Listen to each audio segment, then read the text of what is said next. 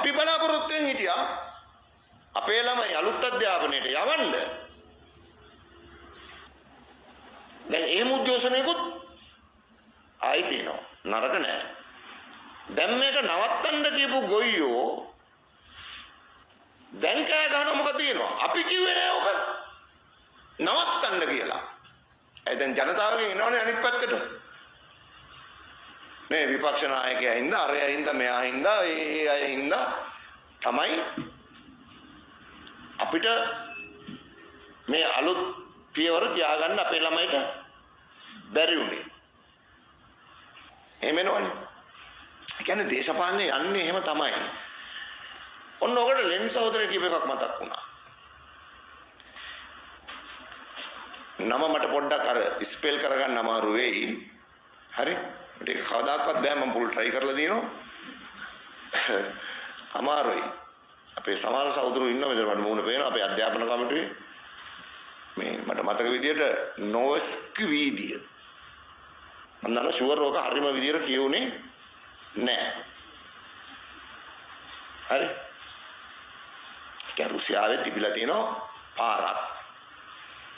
ඒ පාර මාර ලස්සනයි. කෙලින් පාර. ලස්සනට ගස් කොළන් වවලා.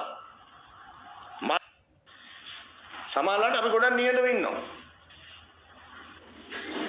ඒතර අපේ හිතවත් වූ සහෝදර සහෝදරියන් අපිට කියන ඕගොල්ලන්ට 159කුත් තියෙනවා. මේ දවස්වල කියන ඒවා සමහර ඒවා.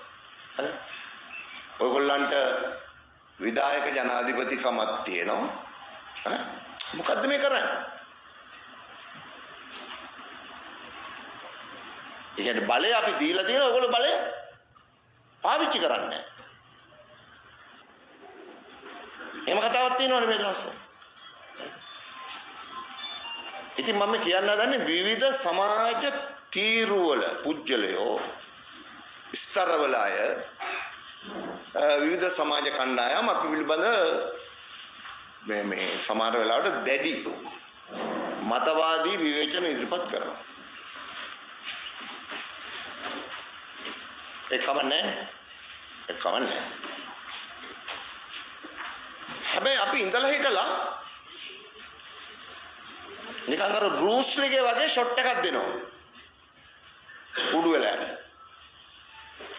දුන්නම කියනවා මේ මූණට ගහන්න එපා. ඒක ෆවුල් ෂොට් එකක්. මූණට ගහන්න එපා. හවල් තැනට ගහන්න එපා. එහෙම කියනවා.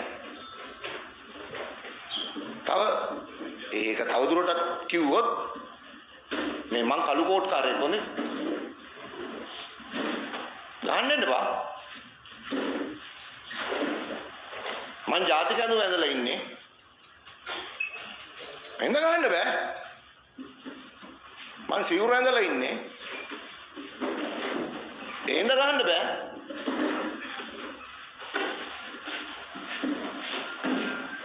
එහෙනම් අපිට ඒගොල්ලන්ට කියන්න තියෙන්නේ දේශපාලනය කරන්න එනවනම් නේද? එක්කව පැත්තකින් තියලා එන්න. හැබැයි අපි දෙන්න ඕන විවේචනේ මොකක් ඇඳගෙන හිටියත් ජාතික ඇඳුම ඇඳගෙන හිටියත් අපි ගහනවා. අදාළ නැහැ. ඒවා එතකොට කියන්න එපා ෆවුල් ෂොට් ගන්නවා කියලා. ඒක සහෝදර සහෝදරියෝ අපේ යෝජනාව ඒක සමාජගත කරන්න ඕන. ඒක සමාජගත කරන්න. එහෙම නැත්නම් සමහර දේවල් වලින් වහගෙන ඉන්න අයට හරි හැටි දේශපාලන ප්‍රහාරය එල්ල කරන්න සිද්ධ වෙන්නේ නෑ. අකුලගෙන බලාගෙන ඉන්න වෙන්නේ. අකුලගෙන බලාගෙන ඉන්න වෙන්නේ.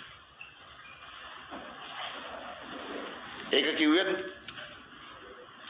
කාටද කින්න මන්ද කියලා මං හිතන්නේ මෙතන ඉන්න සහෝදර සහෝදරයන්ට අදහසක් ඇති. හරි.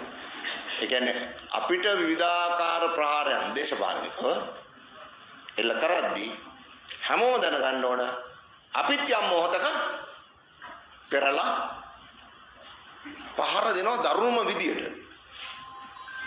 හැමතිස්සෙම නෙමෙයි. ඉතින් අපි 159 නම් සා විධායක බලය නම් ඒක අපි කිව්වොත් අපි තුමු කාලතුවක්කුවක විතර බලයක් කියලා. ඉතින් කැටපොල් වලින් විදින්න ඕනේ වට අපි කාලතුවක්කුව පාවිච්චි කරන්නේ නැහැ. ඒක කියන්නේ. හරි. ඒ කියන්නේ කැටපොලකින් විදලා කරන්න ඕන වැඩවලට කාලතුවක්කුවක් පාවිච්චි කරන්නේ නැහැ නේ සාමාන්‍යයෙන් සටනේදී.